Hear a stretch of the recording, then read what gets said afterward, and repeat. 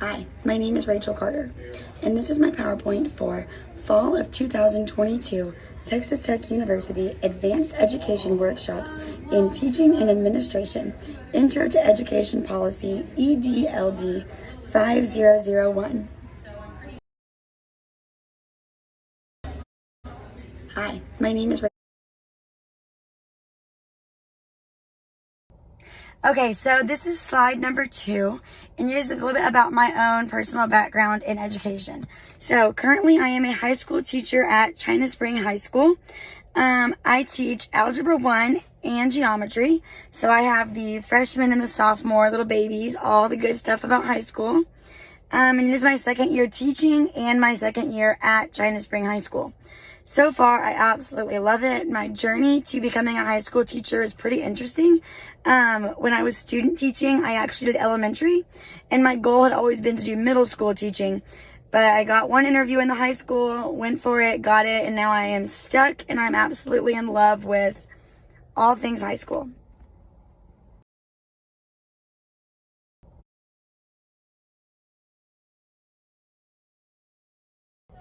All right, so slide number 3 is the reasons behind why I'm in grad school.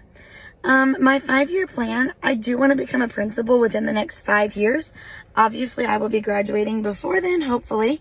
I will be graduating this upcoming May in 2023 with my master's degree in educational leadership.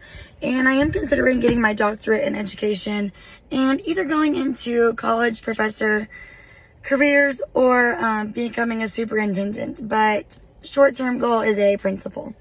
My why is I want to change the way curriculum is presented and to make differentiation the standard in all classrooms. I'm a big advocate for allowing teachers to be the best they can be, and that is through a better education. And also, differentiation is extremely important for all students. All right, so I've got 2 educational policy initiatives on slide 4 for us. The first one is equality among education, and that means I want to ensure that students from all districts are being provided with equal opportunities regardless of their financial statuses. The second one is the teacher preparation policy. This is so that teachers can receive a higher level of training and education before being placed in a classroom.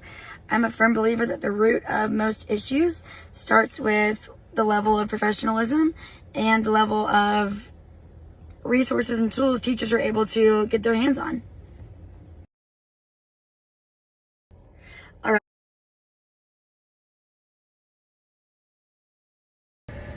All right, so slide number 5 is over the first policy we are going to discuss, and that is equality among education.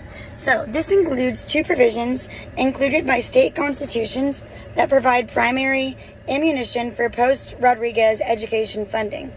So the 2 main points that come from this are the most state constitutions have provisions that align with the Equal Protection Clause to impose substantially the same limitations.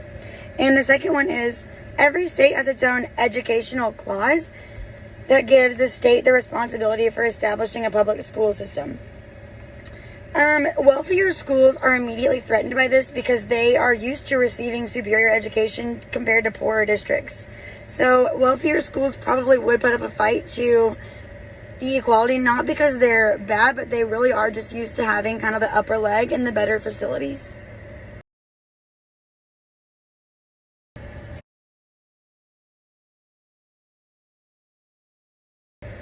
All right, slide number 6 is a continuation of our first policy we discussed.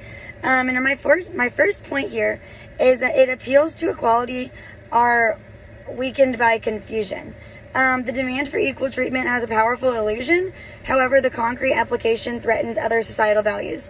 Now, what I mean by this is, yes, we can all get behind the fact that people need to be treated equally, but it's in those fundamentals and into those, like, the actual application that we all get confused in because we want things to go a certain way or we disagree on how things should happen.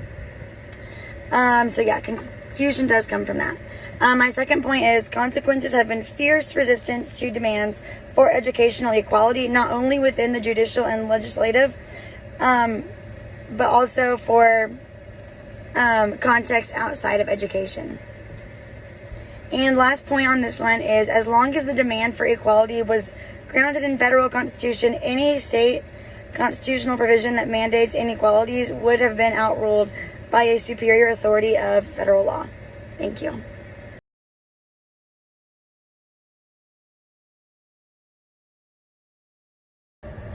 All right, so slide number 7 is my second policy, and this is the teacher preparation policy. So my first point is that not one person is at fault for this. This is the type of issue that occurs when structures are not changing along with the current opportunities and needs of the school.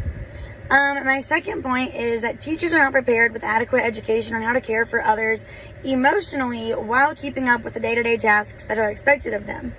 And what I mean by keeping up with others emotionally is that teachers really do have to weigh in on a lot of different events that students go through in their lives that are simply not talked about in college. My third point is universities need to do a better job of getting educators in the field at an earlier time than their last year. Personally, I didn't start student teaching for real until my last year of college. And at that point, I was already 4 years into this degree. I wasn't going to change it. And I love teaching, but I could see how a lot of people might change their mind, but they feel like it's too late. And then my fourth and final point on this slide is that states need to be in line with the expectations and rules for teachers. Changing districts within a state should not be confusing. What I mean by this is that the state gives a lot of freedom to districts, which is great, but it also causes a lot of issues, not only for inequality for students, but just for teachers, because there's not a simple guideline that they have to follow at certain schools. And so it's very confusing whenever different things are expected of them and the expectations are just not clear.